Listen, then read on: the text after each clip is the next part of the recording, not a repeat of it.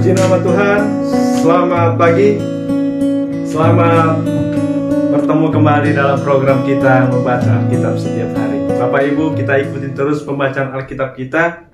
Mari kita jadikan Alkitab kita ini menjadi pedoman dalam hidup kita. Sebelum kita lanjut, saya undang kita mari berdoa bersama-sama. Kita berdoa. Terima kasih ya Tuhan.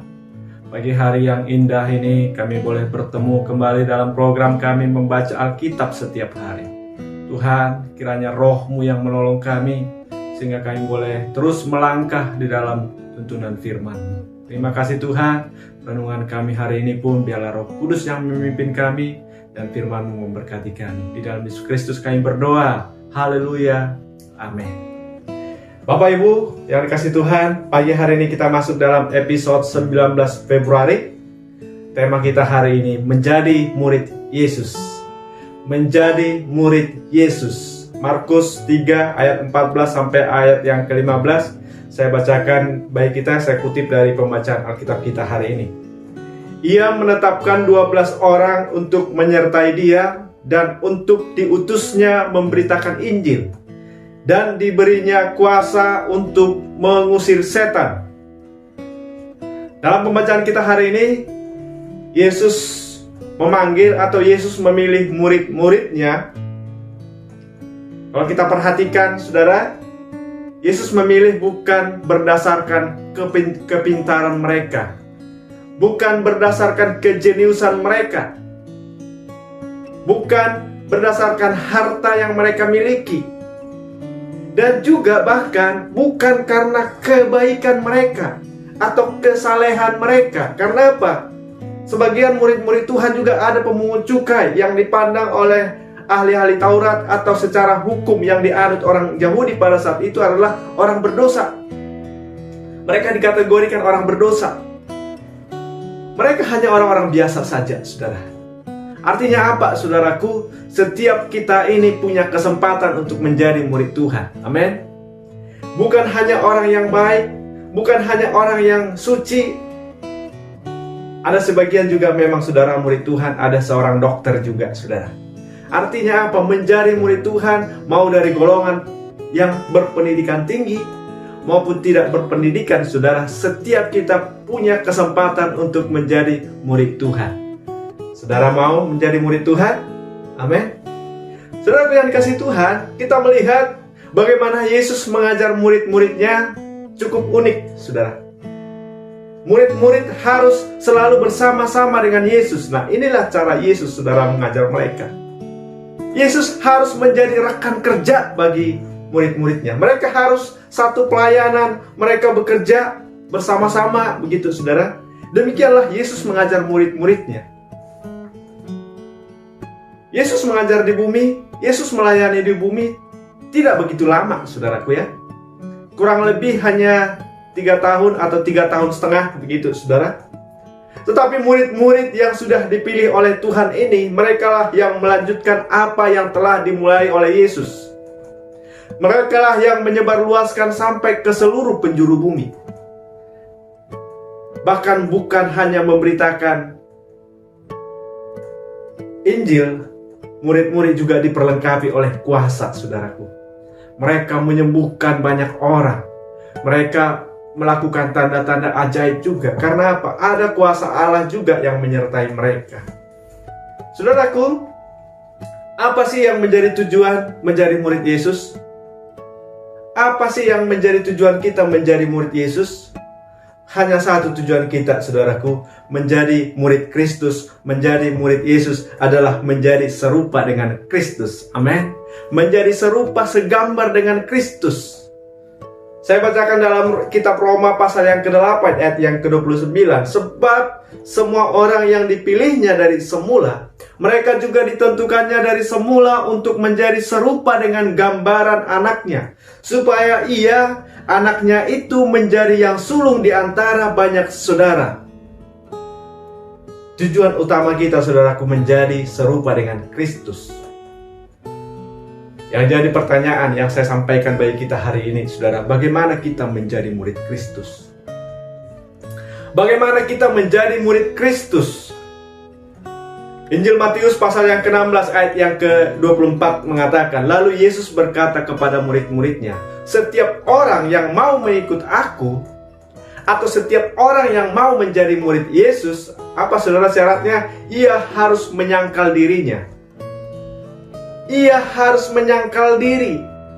Artinya apa saudaraku? Harus Yesus yang menjadi pusat, harus Yesus yang menjadi tujuan hidupnya. Harus Yesus yang menjadi tujuan hidupnya, bukan dirinya, saudaraku. Ya. Bukan kemegahan dirinya, bukan kemuliaan dirinya, tetapi kemuliaan Tuhan. Inilah, saudaraku, syarat yang harus kita penuhi bagaimana kita menjadi murid Kristus. Harus menyangkal diri. Kita boleh membangun keluarga kita sebaik-baiknya, saudara. Tujuannya apa? Supaya mempermuliakan Tuhan. Kita boleh menyekolahkan anak kita setinggi-tingginya. Tujuannya apa, saudaraku? Harus memuliakan Tuhan. Tujuannya adalah untuk memuliakan nama Tuhan, bukan memuliakan diri kita. Amin. Kita boleh membangun usaha kita sebesar-besarnya. Tujuannya, saudaraku, apa? Untuk kemuliaan Tuhan. Nah, inilah yang dimaksud menyangkal diri. Yang kedua, saudara, dikatakan ia harus memikul salibnya. Memikul salibnya harus rela untuk membayar harga. Harus siap untuk membayar harga. Ada, saudaraku, ada orang juga yang mau mengikuti Yesus. Dia katakan, Tuhan, aku mau menjadi pengikutmu, tapi izinkan dulu aku pulang ke rumah orang tuaku, katanya. Dan Tuhan tidak izinkan orang seperti itu, saudaraku. Tuhan katakan apa? Kita harus siap membayar harga.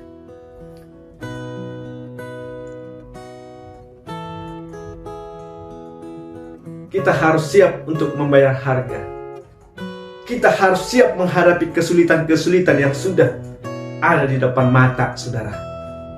Jadi, saudaraku, kita sebagai anak-anak Tuhan, kita sebagai orang yang mau menjadi murid Yesus, jangan kesulitan-kesulitan kita itu, saudaraku, kita dramatis, saudaraku, ya. Ya, saya melihat banyak juga, saudara, seperti itu. Tapi bukan kita, saudara, ya. Dibuat seolah-olah masalahnya ini adalah masalah paling besar. Seolah-olah hanya dia yang bermasalah di bumi ini, saudara. Tapi bukan demikianlah kita anak-anak Tuhan. Dia mengharapkan belas kasihan orang. Dengan alasan, saudaraku, ya siapa tahu Tuhan menjamah dia. Tidak demikian kita, saudaraku. Kesulitan-kesulitan yang kita alami ini, kita tidak perlu gembor-gemborkan, saudara. Kita akan hadapi. Tuhan bisa menolong kita dengan caranya Tuhan. Ya, Tuhan bisa menolong kita dengan pertolongan Tuhan. Tetapi memang, saudara, kita juga harus minta pertolongan Tuhan. Kita harus, kalau saya, saudaraku, dalam melayani Tuhan ini, ya, kalau kita ada pergumulan misalnya, saudara, kalau ada orang yang menawarkan bantuan, saya anggap itu dari Tuhan. Tetapi kalau saya harus bikin proposal, saudara, saya harus membuat satu permintaan-permintaan, saudaraku. Bagi saya, saudaraku, saya kurang setuju, saudara, ya. Tapi mari, saudaraku, memikul salib. Pikul salibmu. Setiap kita harus memikul salib kita masing-masing. Amin. Kita anggap kesulitan-kesulitan ini adalah anugerah Tuhan. Kita anggap ini kesempatan kita untuk membuktikan kehadiran Tuhan di dalam hidup kita. Kita buktikan ini sebagai bukti bahwa Allah yang menyertai kita, bahwa Yesus ada bersama dengan kita. Amin. Mari kita memikul salib. Dan juga dikatakan, saudara, dan mengikut aku. Kita harus setia mengikuti Yesus. Amin. Kita harus taat melaksanakan segala firman-Nya. Amin. Ya. Harus setia mengikuti Yesus. Kita harus mengikuti Yesus. Artinya apa, saudara? Harus Yesus yang di depan, kita yang di belakang. Amin. Jangan kita yang di depan, saudara, dan Yesus yang mengikut. Bahaya, saudara. Menjadi murid Yesus. Demikian renungan kita pagi hari ini. Tuhan memberkati kita. Kita berdoa. Terima kasih Tuhan, pagi hari ini kami bersyukur untuk firman-Mu. Kami bersyukur untuk renungan kami pagi hari ini. Roh Kuduslah memberkati, firman-Mu memberkati kami. Di dalam Yesus Kristus kami berdoa. Haleluya. Amin. Selamat pagi, selamat beraktivitas. Tuhan Yesus memberkati kita.